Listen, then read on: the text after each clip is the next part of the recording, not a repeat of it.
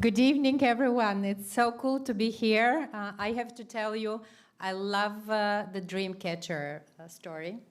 And I will start with something that, thank you, Levent, for inviting me here.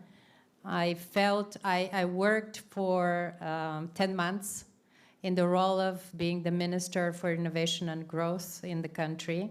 And I had to imagine what this role would be. Because, in fact, there is this ministry, but the ministry is what I decided to call it the startup ministry, because it's 2 years old. It was started with an idea, but there was no real vision behind it. And I feel very proud. I ended up in this role unexpectedly, because it was something that I never planned or dreamed to be in such a position.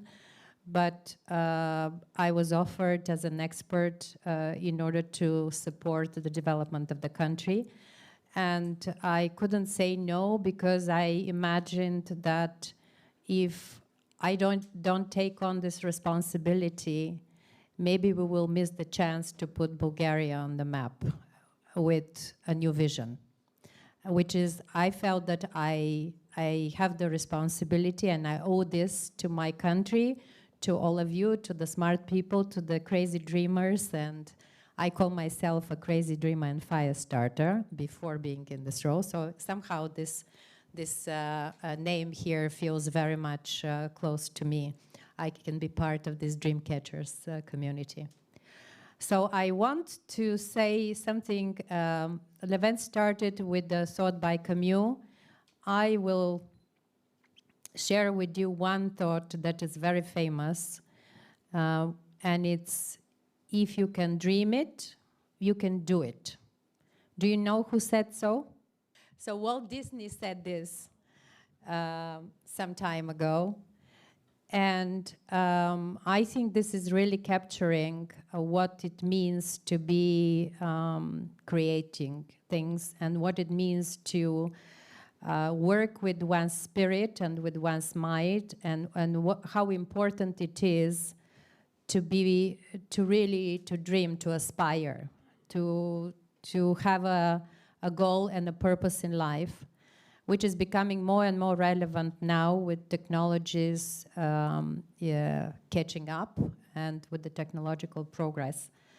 But without, I think, the human vision and the human spirit, this technology can be used in different ways, and can be used destructively, as we know, and can be used extremely constructively, creatively. This is why I also support very much this idea about being here to co-create, and not, we have seen as a society too much of the consumer approach. We have seen too much of the copy-paste and the attitude that is related to following. And I think in order to be really, to feel good, to feel happy with ourselves, and to feel that we belong to where we are, we need to awaken the spirit in each one of us, which is the creative spirit. So when Levent asked me to say a few words here, I said I'll be very happy to, from a point of view, to pass on 3 messages that I have today. The first message is that I believe we live in the era of entrepreneurship. And why so? Because we're actually born with that spirit. Each one of us carries this feeling of inspiration and of responsibility to be of service and of purpose to the others, and to do something that is meaningful in life. And this is really the entrepreneurial spirit. And this spirit is, just like with the creative spirit and curiosity, is being killed during education years. Because the schools were made for the times when we had to be there, to perform the tasks and the thinking and the ideas of the others. And we now need to start doing the things that are not only of the others, but the ideas that we have, that are joined together, that we identify with. So we all need to be entrepreneurs as a way of thinking and behavior. It doesn't mean that we all have to be creating companies, but we have to be responsible, passionate, purpose-driven, and feel that this is going to feel in charge of our lives. And this is basically being entrepreneurial. So this is one message.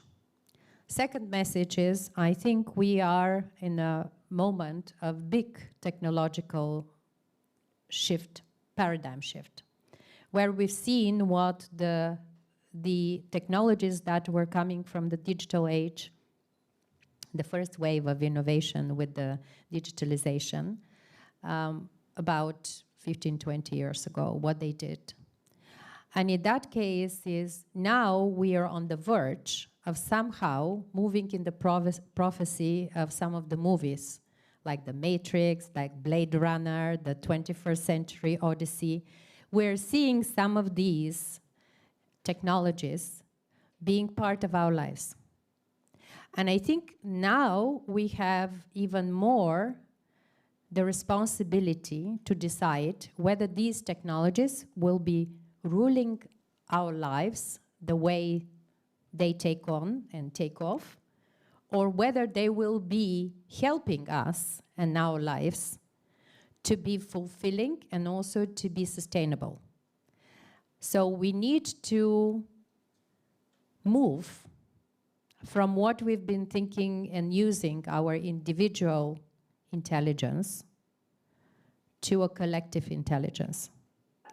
And this is why I love the fact that we are gathering here, and I will propose to you to join in another activity, I'll say in a few words, where it's time for this collective intelligence to start working for all of us, to bring it together and not to stay competitive on every single level and every single basis.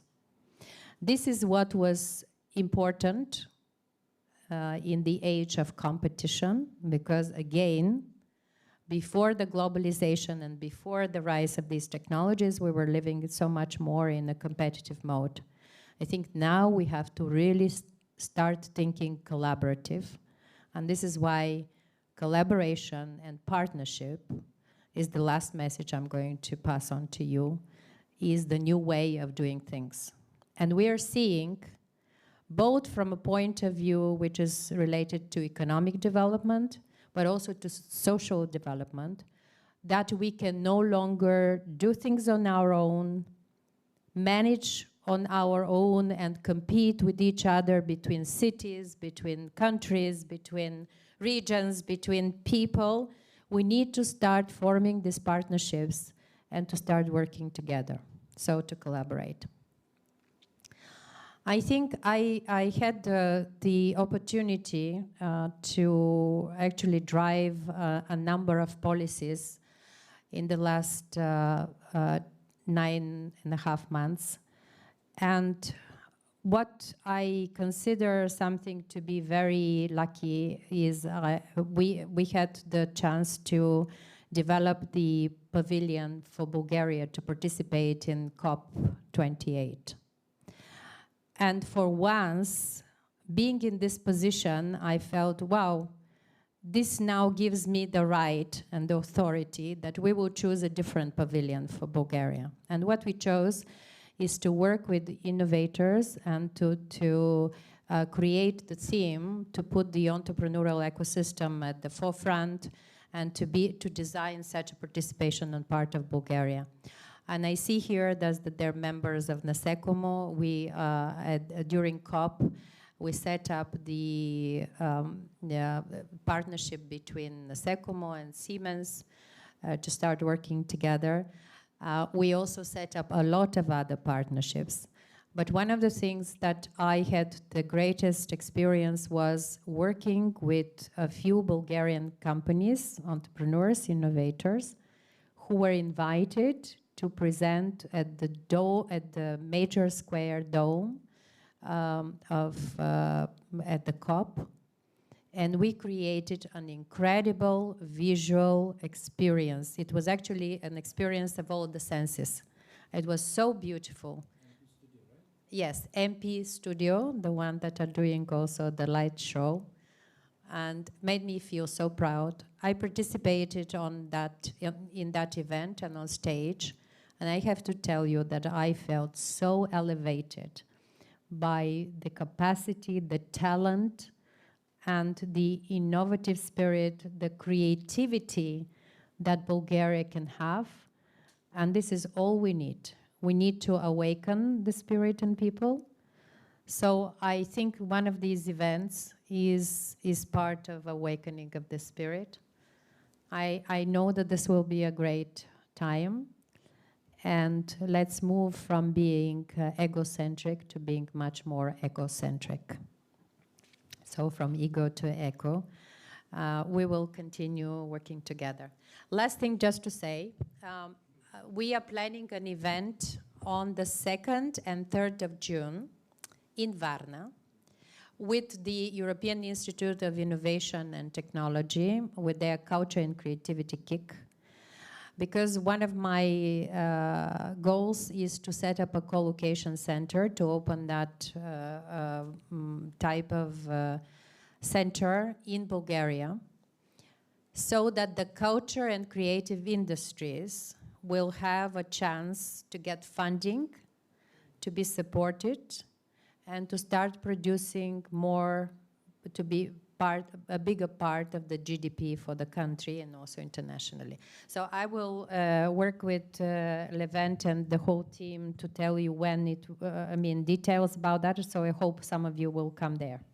Thank you. Thank you so much, Milena.